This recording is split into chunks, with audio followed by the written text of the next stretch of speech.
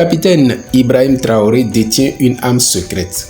C'est une arme fatale dont peu de chefs d'État africains disposent, à en croire les informations qui vont suivre. En attendant, revenons sur les dernières informations au Burkina Faso. Le gouvernement de transition au Burkina Faso a affirmé le 27 septembre au soir avoir déjoué une tentative de coup d'État la veille, près d'un an après l'arrivée au pouvoir du capitaine Ibrahim Traoré par un putsch. Dans un communiqué lu à la télévision nationale, le gouvernement informe l'opinion publique qu'une tentative avérée de coup d'État a été déjoué ce 26 septembre 2023 par les services de renseignement et de sécurité burkinabés. Mais l'objectif de cette vidéo n'est pas de s'attarder sur les coups d'État successifs au Burkina Faso. La question que nous devons nous poser est: quelle est cette arme spéciale et fatale dont dispose le capitaine Ibrahim Traoré? Répondre à cette question aussi, est-ce que vous vous souvenez du coup d'État au Gabon? Ali Bongo s'est retrouvé détenu dans sa résidence suite à un coup d'État. Il apparaît assis dans un fauteuil et manifestement inquiet déclarait en anglais ceci: Je suis Ali Bongo Ondimba, président du Gabon. J'envoie un message à tous nos amis dans le monde entier pour leur dire de faire du bruit à propos des gens qui m'ont arrêté, moi et ma famille. Mais quelle a été la réaction du peuple? Ali Bongo a appelé ses amis de l'extérieur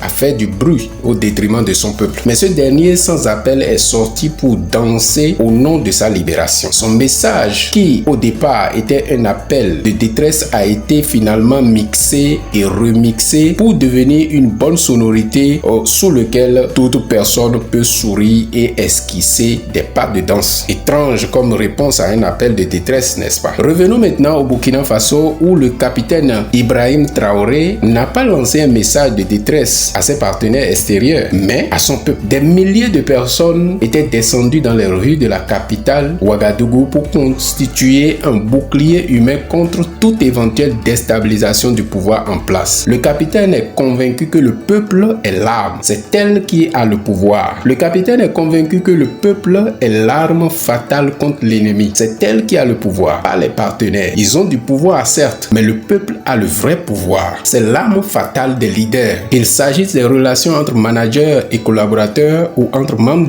de la famille ou même entre partenaires d'affaires, ce pouvoir demeure d'actualité. Dans notre contexte, c'est la capacité du leader ou du président à influencer positivement son peuple. Mais en quoi consiste-t-elle? Quand un chef ou un président a la maîtrise de l'arme fatale des leaders, il fait les choses suivantes. Il se bat pour son peuple. Il se sent concerné par le sort du peuple. Il est proche du peuple et lui ressemble. Il parle le même langage que son peuple. Il fait les choses qui intéressent son peuple. Il tend la main à son peuple. Son peuple se sent redevable à son égard. Chaque peuple a dans ses mains à la fois de l'essence et de l'eau quand la maison de son chef prend feu. Ce qu'il utilisera dépend de quelle influence son chef ou son président a sur lui. Si c'est une mauvaise influence, le peuple se servira de l'essence pour l'enflammer davantage. Mais si le chef a une bonne influence, le peuple éteindra le feu avec de l'eau. Alors, quel est ton avis sur ces deux leaders africains? Es-tu intéressé par ce type de leadership? Commande vite l'un de mes deux nouveaux livres. Il y a Un chemin pour sortir des situations difficiles et Cicatrices des stars qui te parlent des pouvoirs dont tu as besoin pour la réussite. Ces livres vont élever ton niveau de leadership pour t'amener à ta réussite. Je te mets les liens en description. Intègre aussi ma communauté pour bénéficier d'une conférence gratuite par semaine sur ta croissance personnelle, professionnelle et celle de ton business. Abonne-toi, active la cloche de notification, like et partage la vidéo pour que la jeunesse africaine soit éclairée.